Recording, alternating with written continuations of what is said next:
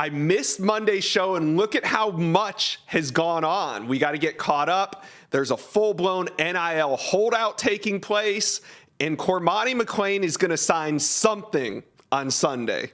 Let's bring on Director of Recruiting for On3, Chad Simmons. Chad, if you're a college football fan right now and you're hoping that your favorite team adds a big piece to their recruiting class before the 2023 cycle ends, there are only 4 unsigned 2023 recruits. So let's bring up the graphic now and look at who's left remaining that is currently unsigned in the 2023 class. Oh, look. First on the board, it's our good friend, 5-star cornerback Cormani McClain. Now, Cormani is the only one of the 4 that is currently committed to a team. He's committed to Miami. So, Chad, he is set to make a signing on Sunday. That's the last we heard from him. What exactly do you expect Cormani McClain to sign on Sunday? Yeah, I don't know if he'll do anything, Josh. I mean, based on what I'm hearing, nobody's heard a whole lot really since that statement about, if there's a plan in place or what maybe he will sign. But we know, obviously, if he does sign something, the only real option there is financial aid, which he could sign with more than one school if he chose to. So, obviously, he can't sign his letter of intent to lock him in with any program until the earliest date of February 1st. So if he does go through with his plan he announced during the All-American game and sign something on Sunday, it'll be a financial aid. Yeah, this is a really weird situation. Cormani McClain said on the sidelines that he was going to sign something on this Sunday, January 15th. Since then, no comment whatsoever. His mom hasn't made any comments. We don't know about a ceremony or where it would be held. So you do believe that there's a chance that nothing happens this weekend and we take this thing all the way to signing day on February 1st to find out? Yeah, I mean, I think obviously even if he does sign something this weekend, we'll take it to February 1st anyway because he can't lock himself in with the school. So, great point. So either way, we'll track Cormani until he signs his true letter of intent. Regardless of what happens this weekend, if he does sign anything Sunday, come out with a statement, obviously he can't lock himself in with one school for a few more weeks. So I do think there's a chance something does happen or doesn't happen. It's like being a meteorologist, man, a weatherman, 50-50 rain or shine. I think anything could happen here. I mean, again, I haven't heard a whole lot about anything being organized for the, Here we are, 2 or 3 days away.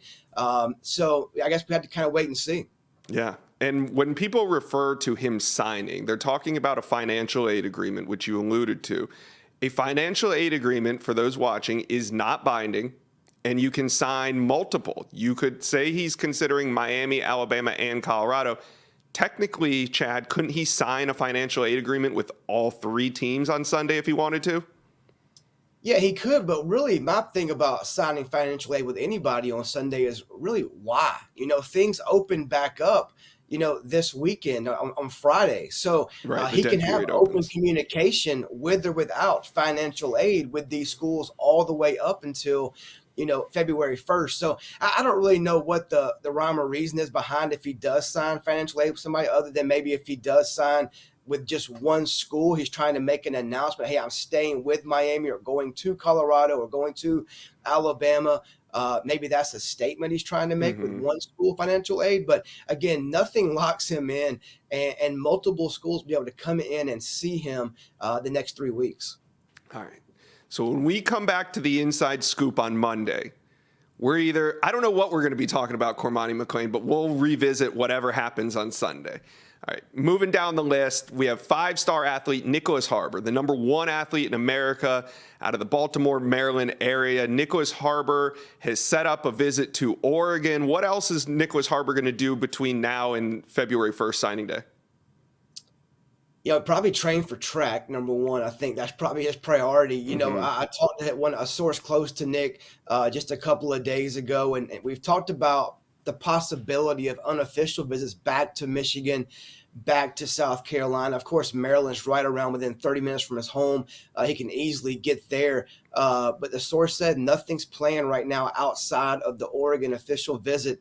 at the end of the month. So that there is a little bit of buzz around Oregon with their track and football combination. Obviously, Nike, the brand, is big there for Nick, but in both sports as well. So, of course, a lot's going on at Michigan right now around Jim Harbaugh. Carolina, Maryland, very much in this too. But right now, nothing is set to happen from a recruiting standpoint outside of that OV to Oregon. All right, 5-star tight end Duce Robinson ranked as the number 1 tight end in the nation. Where is Duce Robinson trending at the moment? Still Georgia for me. Really for me, since that OV to Georgia in the fall, the feedback I got from Duce, his camp, and then other sources just lead me to believe Georgia's been the team to beat since that visit. Now, obviously, Texas is in the mix. USC will never go away. He's probably going to visit Oregon officially. Nothing set yet as far as dates go in January, but I still like where Georgia is for Duce Robinson. All right. Then you have Rodrick Pleasant. He's tucked in there at number 97 in the top 100. What is cornerback Rodrick Pleasant planning to do between now and February 1st?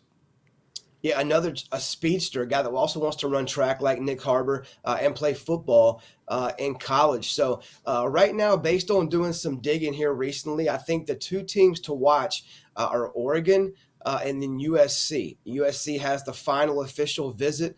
He's been to Oregon before. There's a little bit of buzz around Oregon being SC's biggest competition and vice versa. So I think obviously Cal, UCLA, and Boston College have been in the mix. This looks like it's coming down to Oregon versus SC. All right, well, that's it. I mean, out of the top 100, those are your 4 unsigned prospects. Now, we'll see what happens with Jaden Rashada. Maybe in a few days we'll add him to this mix, but for now, that's it in the top 100. All right, guys, I need you to do me a favor. Like this video and subscribe to the On3 YouTube page. When it comes to recruiting in college football, we have you covered. Subscribe to the On3 YouTube page. Okay, Chad, we are going to run down the top 10 uncommitted 2024 QBs, and there are only 6 of them in the top 10, and we haven't even officially started the 2024 cycle yet. And the biggest one on the board will start at the top with number 1, Dylan Raiola. He's the number 1 player overall, the number 1 quarterback for On3, and he decommitted from Ohio State recently after being committed to the Buckeyes for 6 months. What is the latest on Dylan Raiola's recruitment? Well, obviously, he made, a pretty big splash by being at the national championship game on Monday night, Josh. And obviously, he does have a sister that plays volleyball at TCU, so there's obviously a dog in the fight there. But Georgia, obviously, is a team I think to watch here. And they've been one. At one time, this time a year ago, Georgia was probably trending as the top school for Dylan Raiola. Other schools got involved, USC, Ohio State, obviously committed to the Buckeyes, but Georgia's never went away. There's been communication. Yes, they do have a commit at the quarterback position, but Raiola is still a prime target for the University of Georgia. I think Lincoln Riley and USC have gotten back in the mix. I think those are the main 2. Of course, he is a Nebraska legacy. There's a lot of chatter out there about Matt Rule, maybe waiting before he takes another quarterback until Raiola comes off the board. But I don't think Nebraska is a true contender at this time. Now, things can change very quickly. Now, a lot of people do think that that's the most likely landing spot for him. Is it just because of the family ties? I would say if I had to put a most likely, I would put Georgia as that spot today. Nebraska, again, they love to be up there with Georgia and SC, but right now they have some ground to make up. All right. Next up, we have Jaydn Davis. He's the number 17th ranked player overall out of Charlotte, North Carolina. What's the latest with him? Yeah, he's a kid I thought basically was about to commit probably 2 or 3 times over the last probably 3 or 4 months. So Jaden's been hitting that pause button a few times here recently. And I think, again, talking to a source there, a quote to me was from someone very close to Jaden: just let the dust settle and see what happens with these coaching changes. Obviously, Michigan's been the team trending with the Harbaugh news, him maybe going back to the NFL, him interviewing for jobs. What's happening there in Ann Arbor, I think, maybe has given them reason to hit pause one more time. Michigan still is very much in this, but do not sleep on the Clemson Tigers, I'm told. They're very much one to watch in this. Penn State's involved as well. And then North Carolina, he's been there as much as anywhere. He loves Mac Brown, the new OC there as well. But I think Michigan's still one to watch. I think Clemson's very much in this too. But Jaydn, again, he could commit, I think, at any time. But right now, he's slowing things back down to, again, what I was told, to let the dust settle. And then I think likely in February, things could happen with Jaydn Davis. All right, just a hypothetical. If Jim Harbaugh wasn't flirting with the NFL, would Jaydn Davis be committed yet? That's tough, because why wasn't he committed there a month ago? There was no NFL. They're going to play in the playoffs and all that. I don't really know what the hesitation has been. Obviously, something's holding Jaydn back from being 100% confident in that commitment. I do think they'll let the dust settle if Harbaugh stays at Michigan. I think the question is, if he commits there, does this happen again next year with Jim Harbaugh at Michigan, like it did last year and again this year? So I think there's some questions there about all these kind of kids committing to Michigan. Just who's that leader going to be, not just now or tomorrow, but the next 2, 3, 4 years. Yeah. All right. Let's go from Charlotte, North Carolina, Santa Ana, California. Checking in at number 45 overall, we have Elijah Brown. What is the latest with his recruitment? I think this time a year ago, Josh, I would have said that USC is the team to beat for Elijah Brown. Obviously, Lincoln's come in hard. He wants to do damage on the recruiting trail at a place like Mater Dei in Santa Ana, California. Obviously, that's one of the most powerful programs in high school football across the country. But right now, I think it's another in-state program trending for Elijah, and that's Stanford. Just the fit, based on what I'm hearing academically, on the field, off the field. The new head coach has made him a priority. He's a very quiet, reserved, analytical type of kid. And I really kind of see that being a good fit for him, who he is as a person and as a player. So right now, Stanford is that one to watch for Elijah Brown. All right, back over to the East Coast for Michael Van Buren, checking in at number 67 overall out of Baltimore, Maryland. Is this one that Mike Locksley can keep home? He'd like to, for sure. I think it'll be pretty tough. He's up against some pretty good competition. Obviously, he's right there in the DMV. Actually, I saw Van Buren play against IMG on Maryland's campus at their stadium. Locksley was there, of course, watching the game. So he would love to keep him home. But I think, he'll be back in Oregon in 2 weeks, and the new, OC Will Stein has made him a priority there. Dan Lanning loves him there. Penn State's definitely deep in this as well. Those two, along with Maryland, are 3 schools to watch closely with Michael Van Buren. All right, and then last in the top 10 uncommitted QBs for the 24 class, we have checking in at number 97, Jake Merklinger out of Savannah, Georgia. Chad, it seemed like when the dominoes were falling early in November, December, some of the top QBs were coming off the board. It seemed like Merklinger was next. What is happening with his recruitment? Yeah, he's always been one that he said he wanted to take things slow. He's never been a guy that's named top schools. He hasn't cut the list down. He hasn't eliminated anybody yet. I think there's 3 schools to watch right now, and one he'll be at this weekend. That's North Carolina, going up there to Chapel Hill on Sunday. They'll be down to watch him play basketball later this month as well. He expects also Michigan State and Tennessee to send coaches to see him play basketball as well later this month. I think those are the main 3 schools. Obviously others are involved, but those are the 3 that communicate with him the most.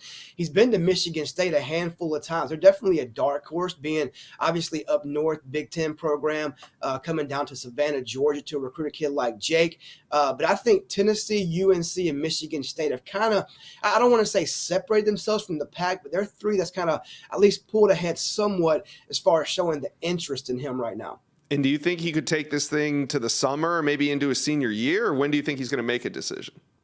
Yeah, I think summer, yes, is possible. I don't think senior year. I think he'd like to have this process over with going into his senior year, making a run to the state championship. So I do think he could take it into, late spring, early midsummer. But I do think he'll be committed by August when that season starts for him, that senior year.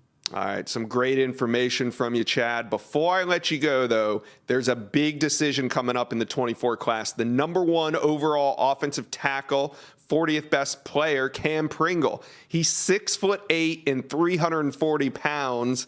He's going to announce on January 22nd where he's heading to college. What are you hearing on how this could go down? Yeah, multiple SEC schools have been involved and had some level of confidence, I would say, over the last, 6 to 8 weeks. But right now, things have kind of trended towards the in-state school, South Carolina. You've heard Florida, you've heard Georgia, you've heard Tennessee. But South Carolina's kind of grabbed this in-state target and made him a priority, made him feel like he could probably go in there, maybe start early in his career. And obviously, I think NIL is a factor here, staying home. All that plays into, I think, favoring South Carolina right now, which would be a huge get for Shane Beamer. He's a major target for schools like Georgia, like Florida, like Tennessee. So to keep him home and away from those teams you'll play every year would be a huge win for Beamer. That would be a statement early in the cycle. All right, Chad, thank you for stepping in and dropping all the knowledge on us. We will see you on Monday. Sounds good, Josh. Thank you. Bye. All right. Let's talk about the developing situation this week, and that is four-star quarterback Jaden Rashada, who signed with UF during the early period, but has not enrolled early as expected. Let's bring on Nick Delatorre of Gators Online. Nick, are we witnessing the first NIL holdout? Yeah, but I mean, the Rashada family's back in California, so that's not a bad place to be holding out. But yeah, welcome to the new NIL age, and I'm sure this might be the first, but probably won't be the last. All right, so explain to the people kind of how we got here with Jaydn Rashada and the Florida Gators. Yeah, so Jaydn Rashada, one of the best quarterbacks in the country, according to our On3 consensus.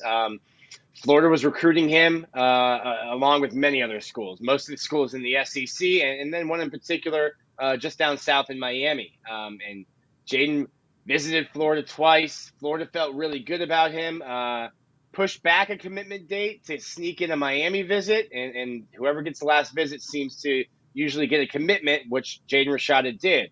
Then on November 10th, his time, California, he didn't respect our East Coast time being out in California. Around midnight, he flips to Florida right before taking an official visit. So the recruitment had already been a roller coaster, Josh, even before we get to this. You get to early signing day, and Billy Napier's press conference is held up over an hour, waiting for Jaydn Rashada's national letter of intent to come in.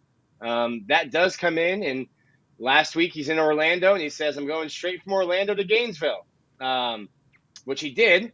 He just didn't enroll, and now he's back in California, and Florida's drop bad period ends Friday. So we've got a clock on it at least. Okay. And yesterday, well, I should say on Wednesday evening, Pete Nakos of On3 reported that Jaydn Rashada had requested his release from his NLI to the Florida Gators. Since then, and this is a developing story, Jaydn Rashada's family has come out and denied that they have sent in such a request, but we know something's brewing because he's not on campus. So what are you hearing right now in terms of when or if he'll enroll at Florida? Yeah, I think that, well, first off, Harlan, his father, is the one that denied the report. It is important to know, obviously the dad will know what's going on, but Jaydn is 18, so that would be paperwork that he would have to file on his own since he's a legal adult. I think Florida and the Rashada family will talk today. There's a report out that says that they will have a meeting with either Billy Napier or Scott Strickland. A meeting with Florida is what Harlan Rashada said. But like I said, you've really got till Friday with drop ad. And of course, there's waivers and ways you can get around that and enroll. But I think that there's probably a lot that Florida and Rashada have to figure out before he decides to enroll or ask to be let out of his national letter of intent. And I'm sure they've been talking up to this point. It's not like we're one day away from the end of drop ad and they're just now going to have a conversation, right? I mean, this has been something that they've been struggling to come to an agreement upon, right? This is going back to early signing day. The issue was there, and the reason why his national letter of intent wasn't sent in on time and kind of held up the day. So this has been a process that's been, being worked on or being bungled, however you want to look at it, for the better part of 2 months now. All right. So what are the important dates to know if you're a Florida fan in terms of when Jaden Rashada could show up, or we could get some sort of finality to this situation? Yeah, well, he's back home in California right now. I'm sure there's flights all day long. He could be on a red eye and be in Gainesville in the morning. The biggest date would be Friday at 5 p.m. is the deadline for drop add, which is when you can add or drop classes from your schedule. Right now, So tomorrow. as far as we know, tomorrow at 5 p.m. We don't know if he has a class schedule. We don't believe he does. And like I said, there's waivers and ways to get around it, but the deadline that people need to know is Friday at 5. Okay. How important is Jaden Rashada to this first full Billy Napier recruiting class? Well, Florida's the top 10, and we're patting Billy on the back for that. If you take Jaden Rashada out, you're certainly no longer in the top 10. You don't have a quarterback signee in this class. You're going to have to wait till 2024 to get your first quarterback signee. And then you'd only have 3 scholarship quarterbacks in the locker room for next season. So getting Jaden Rashada was huge for Billy Napier. It was huge for the beginning of this program. And losing Jaden Rashada would be just as big negatively. Just the other way. All right. Well, it's going to be a very important 24 to 48 hours. Nick, thank you for joining the Inside Scoop. Maybe we'll check in with you on Monday and see what's happened. If I'm still here, Josh, who knows? All right. Good luck, Nick. Thank you for watching. Make sure you smash that subscribe button for me. And remember to check out all the videos on the On3 YouTube page.